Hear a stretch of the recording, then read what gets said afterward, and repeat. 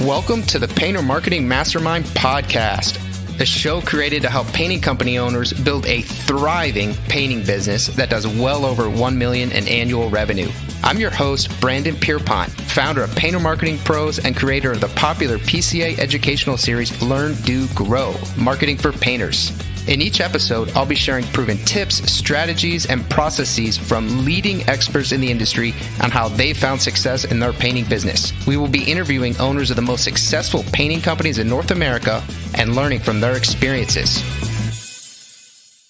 On this episode of the Painter Marketing Mastermind Podcast, we host guest Jack Magee. Jack is the founder and owner of Trailblaze Paints, a residential and commercial repaint company based in Mooresville, North Carolina. Jack shares how he has grown Trailblaze Paints to doing over $2 million per year after only 2 years in business. At 23 years old, Jack is the youngest guest that the Painter Marketing Mastermind podcast has ever had.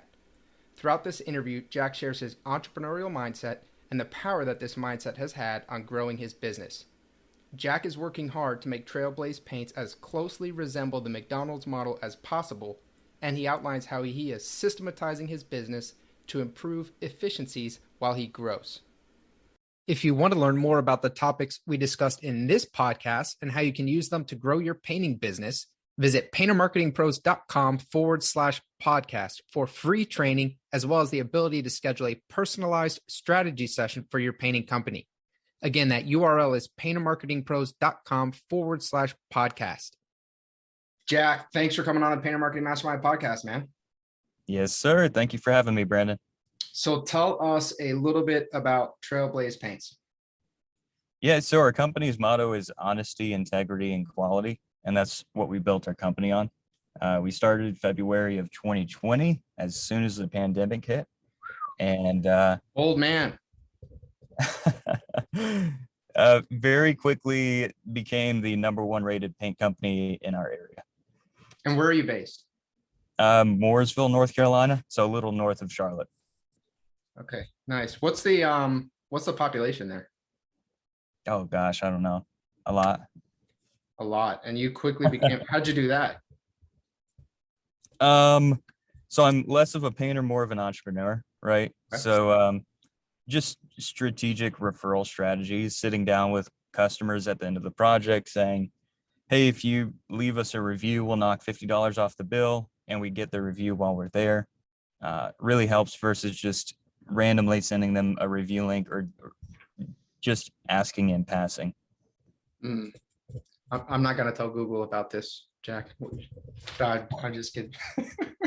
But hey, it works, man. It gets you there faster, right? Hey, what do you guys have over 50 reviews now, don't you? Yeah, 55 today, I think. 55. So are you at this point, you guys are obviously super new company, just barely over 2 years. Are you doing the sales at this point? What's your role in the company? So we had a sales guy for 6 weeks, and I trained him, and he just had the personality of a soda can, so he didn't last. I just hired another guy though, and I think he'll be decent. So I don't manage the production anymore. I'm trying to step out of the role of sales at this point. Yeah. I don't do any of the back end work. You know, again, I'm an entrepreneur. I'm really good at hiring people that are better than me. That's about it. Yeah, I love that. And so you've been really focused on getting these systems set up and then getting people put into those roles that are maybe going to be able to perform them better than you. Exactly. So you have what's your org chart look like right now? Who do you have in house? So in-house people is my administrator. She's the one that helps me actually build the system so they're trainable, and then plenty of other things. And then the production manager is an employee. The sales guy will be a 1099, but I would consider that in-house still. Sure. Everything else, our marketing efforts, our painters, our call services, anything else under the sun in my business is all subcontracted. Sure. So do you guys use a call center then to field your calls? Yep. So you're on track right now in 2022. You're I guess this will be your second full year in business, from a calendar year, and Yep. you are on track to do over 2 million. Is that correct? Yeah. That's impressive. Well, we'll So definitely get over 2. definitely over 2. So then what, I mean, what kind of walk us through this, because most of the guests that we have had painting companies for quite a lot longer. You just went from 0 to now over 2. I would love to get sort of a chronological timeline. Like, hey, here's why I started the business. Here's what I did first. Here, maybe some mistakes I made. Like, if you could just kind of go through your journey, that would be great. Yeah. So I'll start with year 1. It's funny, and I'm having the most fun today that I've ever had in my business. Yeah. And anyways, year 1, I was working, 70, 80 hours a week. I was helping my subs on these projects because I didn't have quality subs. I was fighting to get bids by being low priced. I was having to do the classic thumbtack and just scramble for leads. Year 1 was tough. Year 1 was a lot of learning. And then I kind of figured out some marketing principles and strategies, and do a heavy guerrilla tactic. So we're all wearing company shirts. I've got wrapped vehicles. We're putting yard signs all over town. I've got direct mailers going out to my ideal clients. Again, strategic referrals. At the end of the job, I'm sitting down, I'm saying, hey, is there anyone else who would benefit from this service? Neighborhood Facebook pages. Can you post on your neighborhood Facebook page while we're here? The reviews help with the sales. What else do we do? I don't know. We just try to be everywhere. Sure. And it really goes a long way. And so anyways, year 1 was tough. Year 1 was a lot of work, a lot of customer complaints, a lot of saving the day. Year 2 got a little bit easier. We did 700. And there were really 2 parts to the year. The first half of the year and the second half. The first half, I had a Facebook agency who I don't think had the best integrity and was kind of jerking me along. And I was green enough that I was listening to them and trusting them. And it hindered my sales. So for the first 6 months, I did about 200 in sales. Wow. And then we switched marketing companies and expanded into 500 in sales for the last 6 months. So hiring high quality marketers is a big deal too. Yep. And then so this year has been really focused on sales. So towards the end of the year, last year, we were getting a lot of leads, but I was not an effective salesperson. My close rate was about 17%, which is not great. Yep. And so far this year, we've drastically increased that closer to 35, 40%. How'd you do that? Some very intentional sales training. I've got a sales trainer. His name's Marshall Wilkinson. It's like actually going in there and handling objections, professionally pressuring people, delivering quotes on the spot, and having the confidence in your product that it's the right fit. Sure. So when I guess I got a couple things I kind of want to dive into.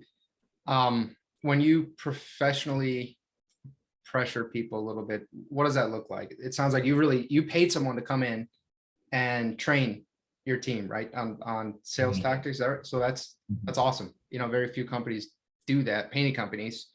What are some of the biggest things that you've learned? What does that process, that sales process, close process look like for you guys? Yeah, so his philosophy is called ALP. So altitude, as in your confidence and your competence in your product. L is logic. Does this make sense? Is this a good fit? And P is the professional pressure. A big part of it for me too is the altitude piece, just coming in there and understanding, hey, I'm literally the best, in the least arrogant way possible. Sure. But then when it really comes down to sitting at the table, also, hey, like this quote is twice the other guy's quote. Like, but I'm just going to go with the other guy. And then asking them the questions, hey, what matters most to you, price or getting the job done on time, on budget, and at the highest quality? And eventually you loop them into, there's a reason why this other guy is 50% less. And Sure. you're going to get what you pay for. Yeah. Yeah. Competing against the truck and the trucks, the fly by night contractors over there. Yeah. You have to, it sounds like what you guys are doing is kind of educating, I guess, the customers in a way. Yeah. Well, at the same time, it's not discounting someone else. And I don't like to sell by telling horror stories, because that's not, I always just say, I'm like, listen, we all know that friend who got totally ripped off or paint all Yeah. over the house or this, Sure we do. don't need to go into that right now. Yeah. I think everyone understands you get what you pay for, right? Yeah. Yeah. No, it makes sense, man. So then another question I had is you've really focused on kind of formalizing the referral process, Mm-hmm. which I think is genius. People tend to think that referrals and repeat business is this passive process, but it's really an active process. What does that look like when you sit down and you ask if any of their friends or neighbors or family might need a paint project? Do you offer incentives, or what does that look like? Yeah, so that's on the front end too. That's something we'll bust out when someone says, hey, like, can you come lower on the price?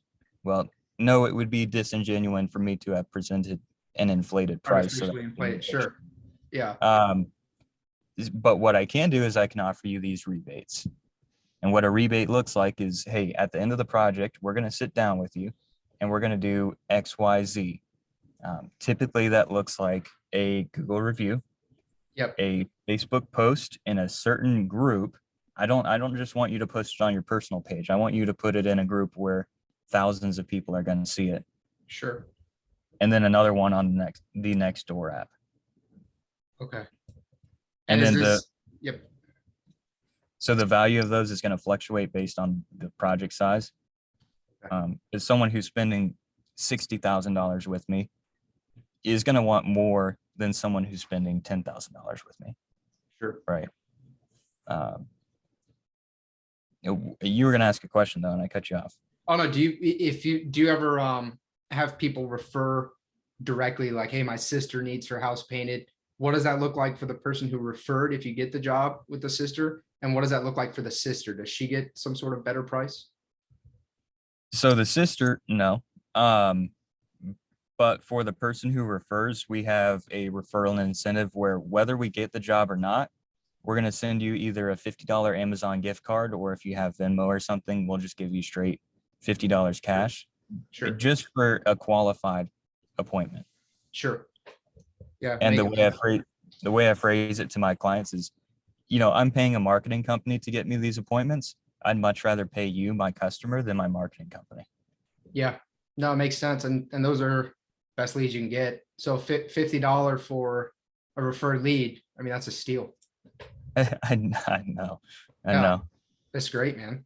I love that. So, all right. So you have kind of been figuring things out. Year one was a bit rough, as it often is for new businesses. You say that you are really an entrepreneur, and that's your personality. So I guess, can you speak to that? Maybe a little bit about your background, and then how that mindset and personality has impacted your business. Yeah. So this is my fifth business. All the other ones were just massive implosions. That's how it works, man. That's how it works. Yeah. But I'm so glad I did that. I didn't go to Yep. college and got kicked in the teeth by life. Yeah.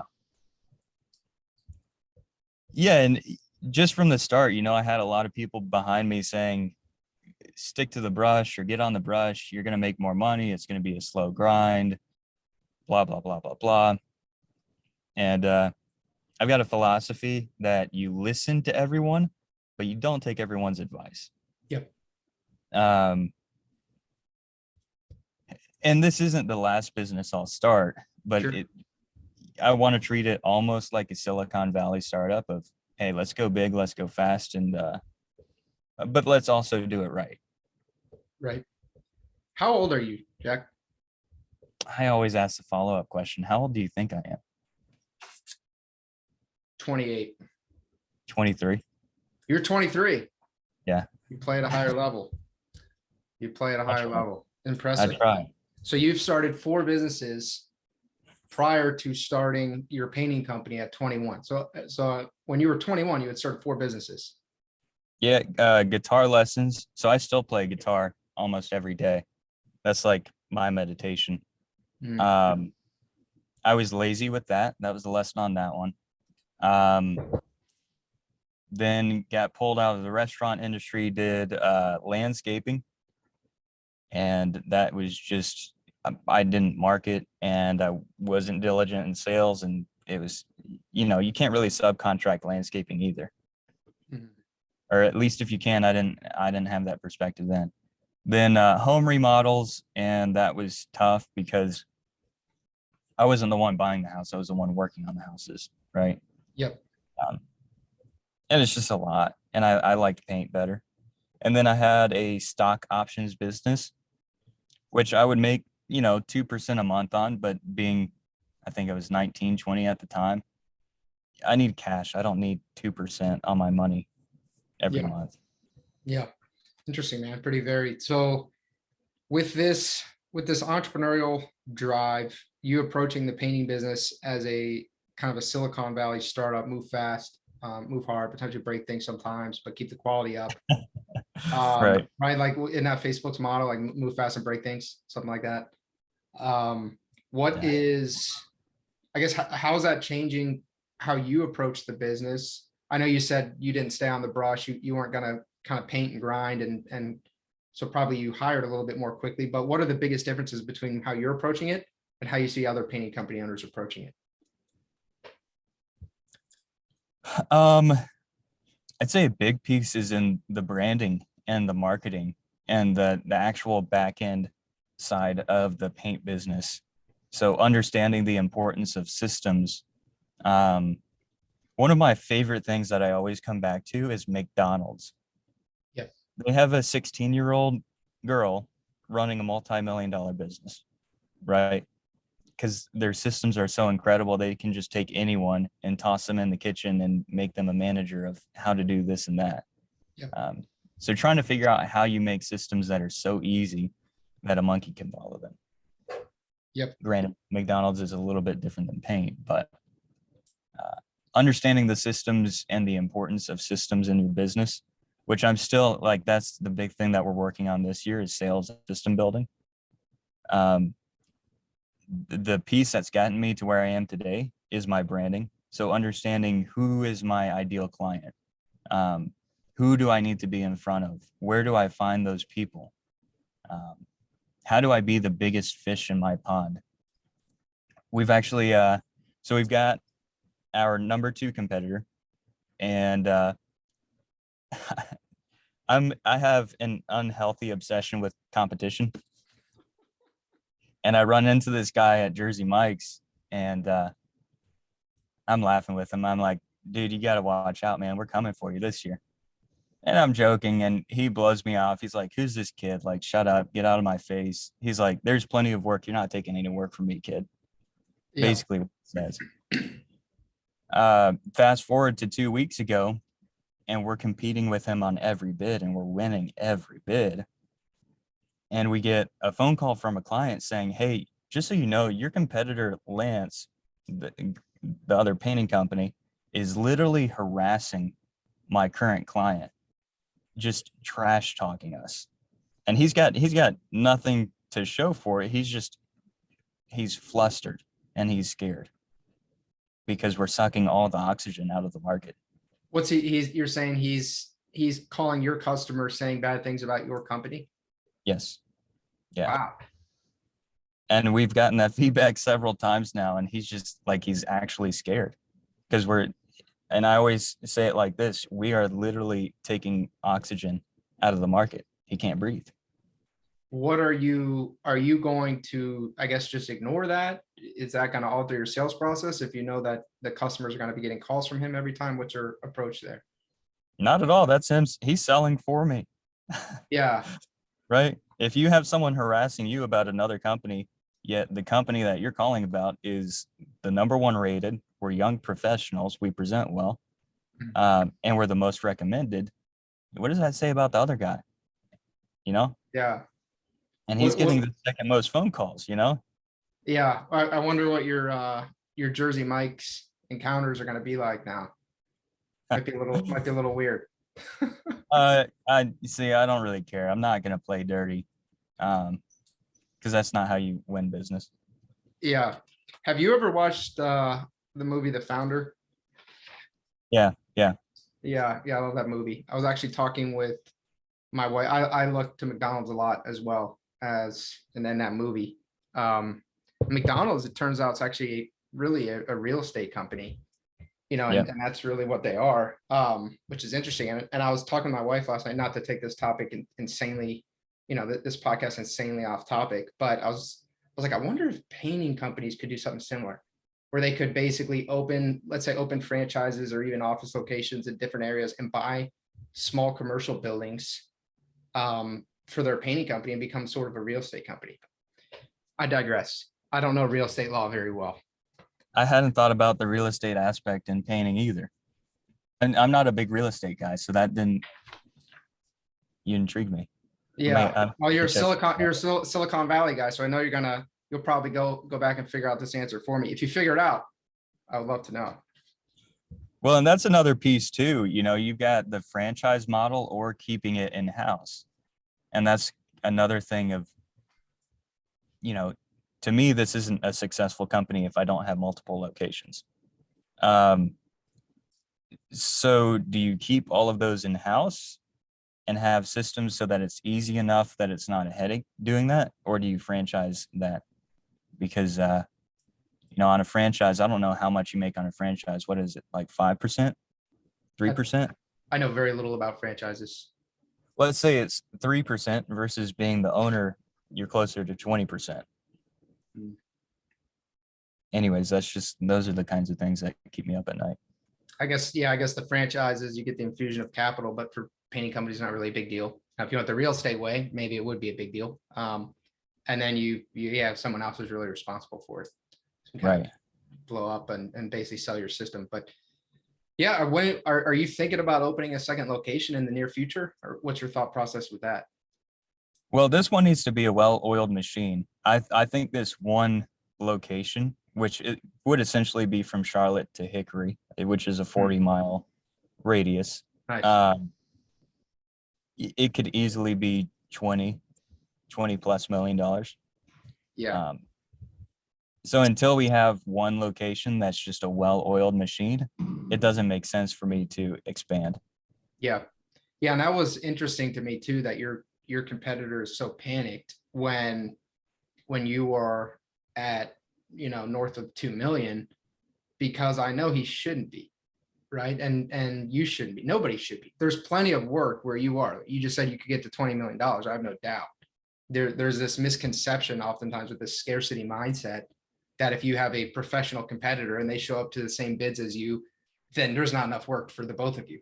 But one thing Jason Paris always says is go into your Sherwin-Williams store, ask them how much paint they're selling per month, do the math, figure out how many jobs that is, what percentage of those jobs do you need to actually be at the level of success you want to be, take into account how many paint stores are in the area, and the math kind of shows you're thinking small, right? And so you're saying 20 million, a lot of people be like, you can't get to 20 million. But you can. You sit down, you do the market cap of number of houses and your target demographic, and there's a lot more opportunity available than people tend to realize. Absolutely. So it seems like you've given a lot of thought to your ideal customer, your customer avatar. What does that look like for you? So it also goes with the branding. I mean, what's your brand suited towards? And ours is luxury painting services. We want to be on the high end of our market. So what does it look like? $800,000+ homes. Typically, they've got someone who lives at home, whether it's the wife or the husband that works. It's typically a partner. Someone stays at home. Typically with children, anywhere between 40 to 65. And then within certain zip codes. So if you look, I think we found it on the census studies, but you can see what areas and what zip codes have what amounts of household incomes, house values, and you can really pinpoint what zip codes are where your money's going to be. And that's huge for if you guys are doing the direct mail and things like that. That's massive. That the pinpointing, door hangers, anything offline. Online too, but offline you can get even more granular. House by house. Yeah, no, and that's a big thing. I really do like the direct mailer strategy, and some people have asked me about it, and it's not necessarily for direct response, because you don't get great direct response off of direct mailers. It's more that once you've called me, you've already seen me at this point maybe 100 times, no joke. Sure. And we've created a relationship already. Yeah. Which just makes the sales process that much easier. Yeah. No, you're kind of maintaining this top of mind presence for new prospective customers. Exactly. And most customers have to be touched multiple times before they can make a decision. So before they even are in the market, you're touching them. That they are your ideal customer. You want to paint their house when they want it painted. And so you're touching. Then when they come in the market, you're much better positioned than your competitors who haven't touched them yet. Exactly. I think Brian Reese is the one that taught me that. Has Brian been on this? Oh yeah, he was. I think he was number 4 or something. He was early on. I'm gonna have him on again. We're doing a round 2 at some point. I'm sure he's only grown exponentially since the last time you talked with him. He is a beast. Yes. He's a really smart guy. And I think he researched you need at least 12 touch points before a customer is ready to buy. Yep. So he's the one that kind of taught me that. Nice. Yeah, especially with, this isn't an impulse decision for people. This is a big investment for most people. Right. At the same time too, how do we make it an impulse decision? So kind of switching gears a little bit back to the sales process, before you're sitting down and you're presenting your proposal, how do you build that emotion? Because this is an emotional sale. Yep. People. Oh yeah, highly emotional. Yep. Yeah, people aren't buying because of the price. They're going to tell you it's because of the price, but it's because they don't see the value difference, right? Yeah. So before you're getting the proposal, before you go take your measurements, switching away from educating them on paint, because I can tell you, hey, I'm going to prime and I'm going to paint this 2 coats with high quality paint, right? This is what I recommend as a professional, blah, blah, blah. Takes me 3-5 minutes. But then the other piece should be, oh, you want these colors? Oh my goodness. When you drive home every single day, like your house is going to feel so much lighter. I can only imagine that, over the last few years, driving up to this dirty house, it just feels almost depressing looking at this house every time you come home, especially after a bad day and you just look at all this versus after we're done and, it's going to be a beautiful light gray and just feel brighter, and you're going to want to have your friends over and sit outside and barbecue. And it's definitely time. Have you ever been slapped by a homeowner after you called their house dirty? Not at all. Because at that point we're agreeing with them because they're telling us. Yeah, they've already told you these things. Yeah. Right. I'm not saying your house is disgusting. And if I hate the color beige, I always find out if they want a beige or not before I trash on the color beige. Yeah. Yeah. You would, and I want to clarify that because I know what you're saying. For anyone listening, you don't just start saying bad things about their house. You're going off of what they've told you, like, hey, this house, it feels dark. It feels, I don't like it. It feels sad, whatever. So then you're coming and you're kind of basically empathizing with the pain that they've already expressed to you. And then you're selling the dream, saying, yeah, that this house, it's been feeling dark for so long, but here's how we're going to make it feel. Exactly. Love that. What is your plan for, I guess you said you're going to work on a lot of systems, processes this year. Is that the primary plan? Or are you still focused? And in terms of systems, processes, is that primarily sales? Is it operations? I guess, what does this year look like for you? And what does 2023 look like for you? Yeah, so 2022, so where we are is we've hired key roles, and we're working on training them. And as we're training them, we keep finding all these questions of what is not already answered. Sure. And plugging those back into the systems. Another piece is client interaction. I'm on the high end of the market, and we keep getting pain in the butt clients. Understanding how to mitigate that via systems, onboarding packages. But yeah, I need to extract myself from the field so that I can really understand how to build and expand those systems, because to me, it's still sort of a gray area. Sure. So and going back to Brian's incredible at that. Brian's really good at that. Yeah. So you're saying that you get, because you're at the high end of the market, you get pain in the butt clients. What are the things that they tend to gripe about, or that tend to be issues? So we're at the high end, and people expect perfection, and there's no such thing as perfect, right? Sure. So it's always the really small, fine details. It's not like there's any drop in the ball in quality, but it's really small detail stuff that is like, hey, we should get through the project and finish before we're cleaning for 30 minutes every single day. Or do I bid and create systems so that we have 30 minutes for a 6-man crew to clean every day? Right.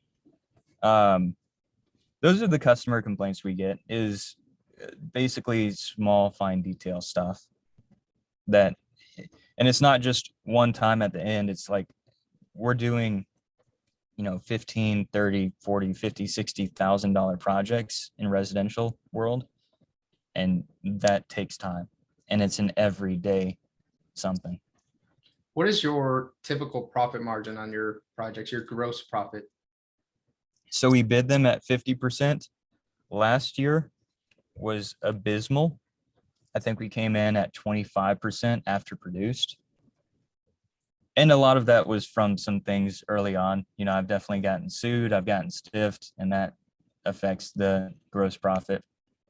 But this year we're steadily tracking 40 to 45% after the project is produced. So we've worked some of those profit kinks. How do you work that out with your sub? Do you pay them as a percentage of the project, or how do you pay them? I just give them a dollar value. I say, okay, hey, here's how much I have to pay you. You go do it. Okay, so you guys come up with your own separate arrangement, essentially. Yeah. Okay, and then who buys the materials? Is it you, or is it I buy the paints. Okay. Don't tell the IRS. I don't think you're allowed to do that, but yeah, that's okay. We won't tell them. I mean, at the end of the day, you kind of buy them anyways, because you're either including it in what you're paying them, or you're buying it separately. But that's essentially how it works. With the paint shortage too, sometimes you just have to upgrade a product for the sake of getting the job done, and a sub's not going to upgrade the product. They're going to go from resilience to super paint, whereas I'm going to go from resilience to duration. Right. So when you have customer issues, whether or not they are reasonable, how do you handle them? With honesty, integrity, and quality. Okay. In their mind, they're always right. Yep. The classic, the customer is always right. Yep. It goes back to that logic principle too in ALP of agreeing with them. Hey, I totally hear you, Mr. and Mrs. Client. If we look at this is standard, blah, blah, blah, blah, blah. Just walking them through it and saying, hey, I understand this is just a stressful process, but you hired the best for a reason. This is just part of the process. I promise you're in good hands and you're going to get taken care of. Yep. So with your, when you started the business, you were wearing a lot of hats, as we all do when we start a business. What did you hire out first? So was it your admin, and then your project manager, and then your sales estimator? Where did you start replacing yourself first, and how did you choose that order? Well, of course, the first thing was the painters, right? Yeah. I think I painted one house. And when I say I painted a house, I had my friend paint it and I went and sold it for work. So 0 houses, but we'll call it one. Yeah. We'll call it one. And then from there, it took me, I think, a full 12 months to make my first in-house hire. And it was a production manager. And, you know, I got good at hiring subs. So I was like, oh, I'm good at hiring. And then I just kind of hired someone based on them saying they were going to work hard for me. And he worked really hard, but he wasn't smart. So it wasn't a good fit, and it wound up costing me over $40,000. Wow. Yeah. Yeah. And so I needed to take a step back and recoup $40,000. And then come September of that year, I hired an admin person so that I could be in the field and do everything and not worry about what was going on in the back end. Because we offer a lot of things, and like color renders, additional communications, blah, blah, blah, blah, blah. So anyways, office manager was the first person, and she's incredible. I'm so glad I hired her. Then the call service was next, so that I didn't have my phone blowing up. And then the salesperson was next, which again, that was a more recent hire in January. And he didn't work out. But when I hired him, I also hired a PM, and she's been incredible.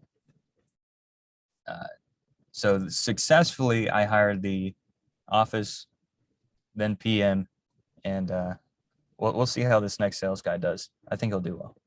Nice. So when you say you're good at hiring subcontractors, and obviously quality is really important to you, what's your process there? How do you go about ensuring that the quality control with these subcontractors, the painters?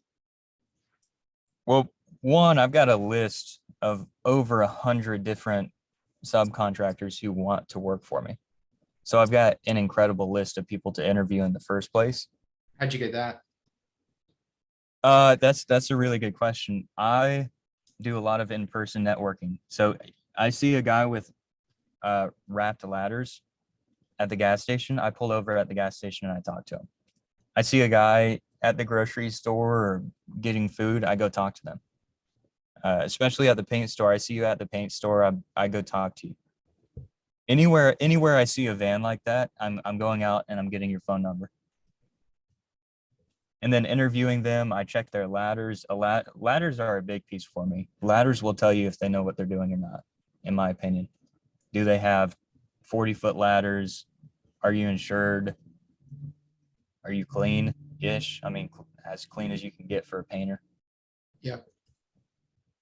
The other piece is none of our guys do drugs. No one really smokes cigarettes on our job sites. And I think that's just a personality thing. Like I've got a list of 100 guys. If that's the kind of personality you have, you're probably not going to fit in my company. Sure. What advice do you have, or what have you learned about hiring your in-house employees? Don't hire the cheap people. Just because you can get someone cheap doesn't mean that it's not always worth having extra bodies, because they're just going to get in the way. Yep. So hire for quality. I always interview plenty of people.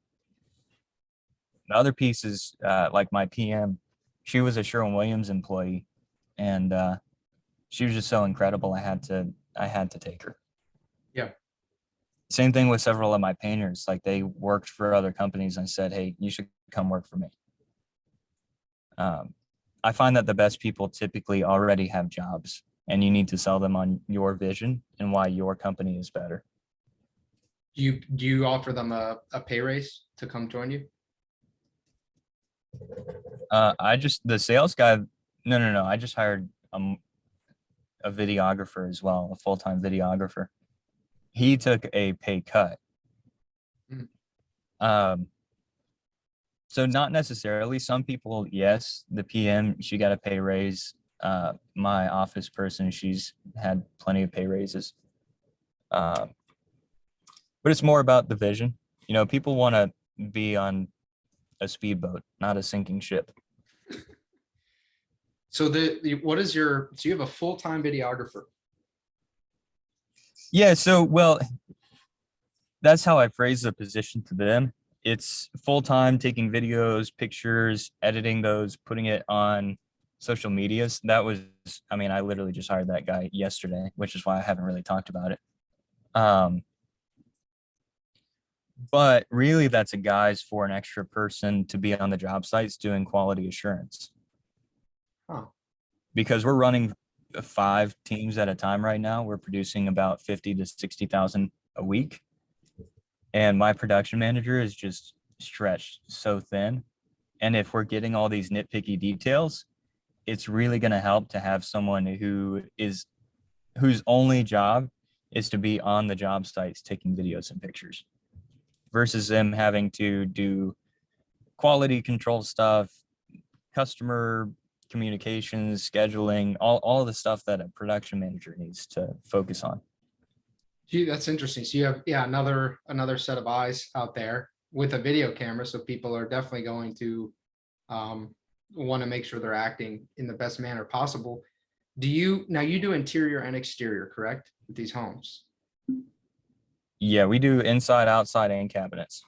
And the cabinet. So when you're inside of a house, I guess even outside, but especially inside, how does that work with the customer?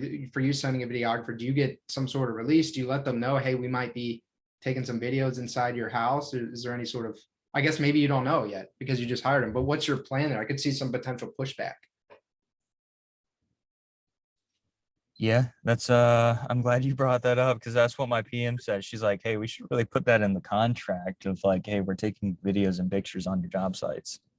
The intimate painting, the interior painting work's already really intimate. As soon as you bring in a videographer, it could throw some people off if they don't get the heads up. It's a good point. This is the entrepreneurial mindset here, right? Build it on the way down. You jump off and be like, oh, damn, I probably should have put that in the contract. All right, we'll figure it out. Exactly. No, yeah. That's a good point.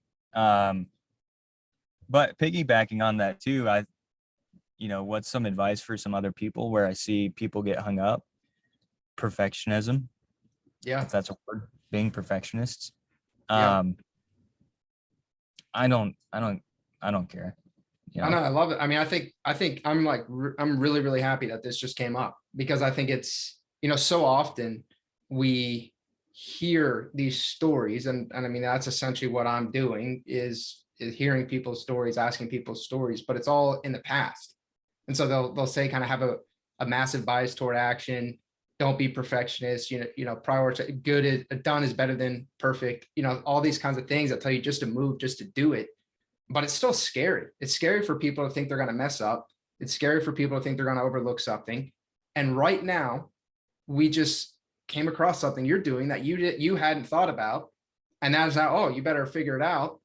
But that's okay, because what you're doing is still genius, right? You're putting another pair of eyes. You're going to get all kinds of stellar marketing material from it. Your quality control process is going to be handled better. Your quality is going to be better. So ultimately, the customers are going to be happier. And you just have to figure out how to iron out this one kink as you go.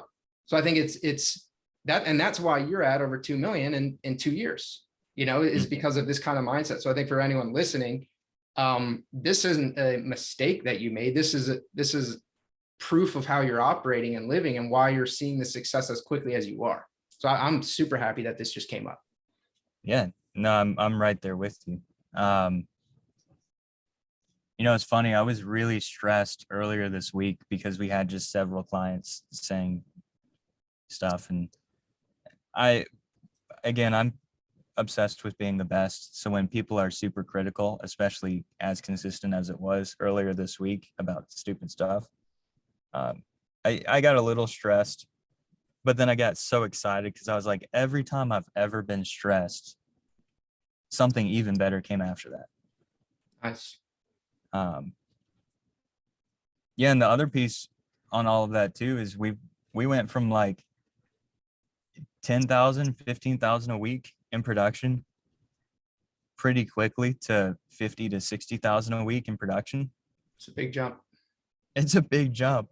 And then I go from, 2,000 a week in overhead to now almost 10,000 a week in overhead. Yeah. And those kinds of things. I mean, it's hard to take leaps on stuff like that.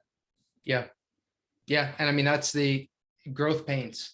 If you want to grow fast, you are going to endure more pain in a shorter period of time, for better or for worse. So anyone listening who wants to pursue this level of growth, it is not all roses and rainbows as you go through it.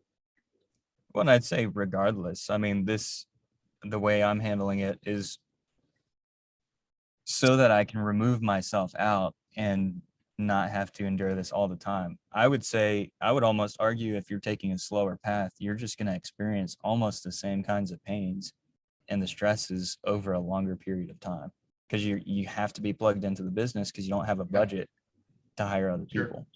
So you're kind of just condensing the painful portion of the business so you can get to the fun portion. Like you said, right now you're having the most fun in your business that you've ever had. What did you mean by that? Oh man, like I'm working 60 to 80 hours a week still and loving every minute, versus so last year in the peak, I'm doing everything. And like, I don't want to wake up early in the morning. I'm not excited for the next day. Sure.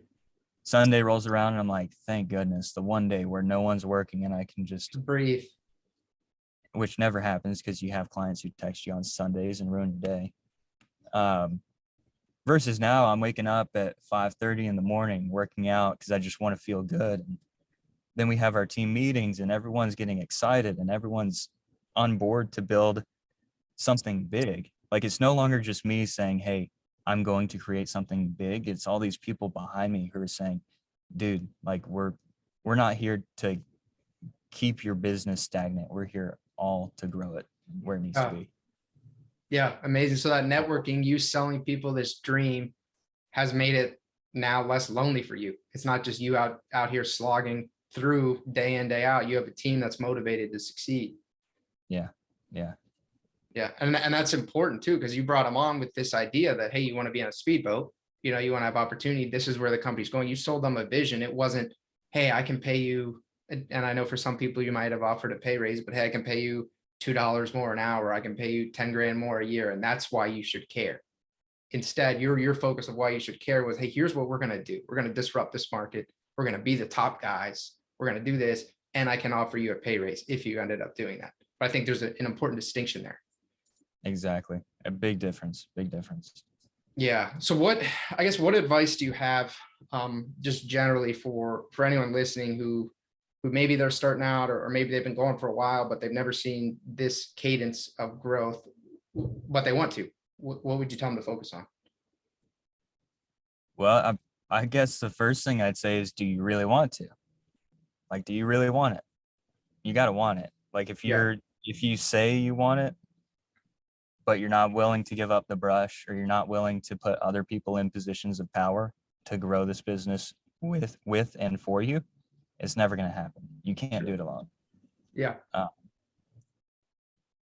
I'd say that's the biggest thing. Understanding you can't do it alone. Like, if you're trying to do your own Facebook ads, stop. Right? Hire a professional. Yeah. If you're trying to do your own Google ads, stop. Hire a professional. If you're trying to paint, stop that. Yeah, stop. Definitely stop the Google ads. Good Lord, if you don't know what you're doing. I know. I tried it once. Waste a lot of money. I paid $80 a click for like 3 clicks, and I was like, God, I'm so dumb. With probably 0 conversions. Oh, none. Yeah. And that's actually something that's a drop in the bucket, man, for a learning experience for Google ads. Yeah, and we can get back into advice if you have more specific questions, but I know this is almost kind of marketing centric. We're working on Google ads right now. So Facebook is what gets me a lot of business. But we're doing Google direct response ads right now. And I've paid $3,000 for 3 leads. But my cost per click is $6. And I think what the issue is the company I hired which was logical positions, didn't have it running to a conversion-based page. It was just running to your website? No, it was running to certain sections on my website. So my homepage is built for conversions, but they were running it. So like exterior painting was the title of the ad. So they ran it to my exterior services page, which didn't have conversion set up. Got it. But my cost per click was good. The clients clicking on it, I would assume, are good. I'm just not converting off those ads. Sure. Yeah, it's a pretty low conversion rate if you're getting $6 a click. But okay, cool, man. So I have one last question for you. Well, I guess two more questions. How do you see the painting industry changing in the future, or do you see it changing in the future? Oh man.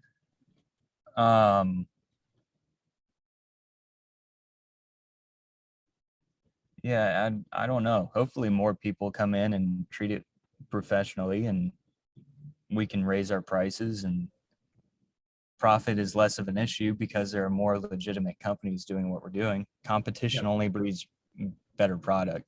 Yeah, I love that. But as far as it changing, I don't know if any engineers will ever listen to this, because I don't know that many painters are engineers, but man, I'd really love to see a painting drone or some way to make it automated so that painters, can be robots, not people.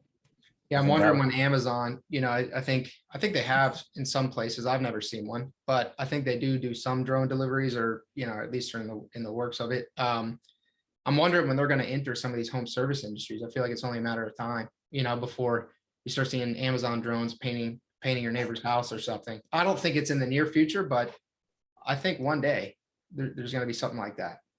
One day it has to. It's just, when does that happen? Yeah, at least for the exterior. You look and there's just you just got to move it up and down the side of the house. Oh, that's weird. Yeah, or you set up, I don't know, some sort of frame and walls, and you can have something automatically brush and roll. I don't know. Yeah. No, I'm sure there are a lot of ways to do it. I am not an engineer. Any other things you want to say, Jack? Really appreciate your time. This has been incredibly insightful. No, I appreciate you having me on. It's kind of fun. I always do a lot of input too. So this isn't just me talking from me being me. This is from a lot of other people pouring into me and what has worked for me. Nice. I've heard worse. This has been kind of fun. I'll take it. I've heard worse, so I'll take that as a win. Jack is 23. He's a little baby over here, and he's doing over 2 million. And he's just making it happen, because mindset is the most important thing. So, Jack, thank you so much for your time, man. This was a gold mine. I appreciate it. Awesome. Thank you, Brandon. If you want to learn more about the topics we discussed in this podcast and how you can use them to grow your painting business, visit paintermarketingpros.com/podcast for free training, as well as the ability to schedule a personalized strategy session for your painting company. Again, that URL is paintermarketingpros.com/podcast. Hey there, painting company owners. If you enjoyed today's episode, make sure you go ahead and hit that subscribe button. Give us your feedback. Let us know how we did. And also, if you're interested in taking your painting business to the next level, make sure you visit the Painter Marketing Pros website at paintermarketingpros.com to learn more about our services. You can also reach out to me directly by emailing me at brandon@paintermarketingpros.com, and I can give you personalized advice on growing your painting business. Until next time, keep growing.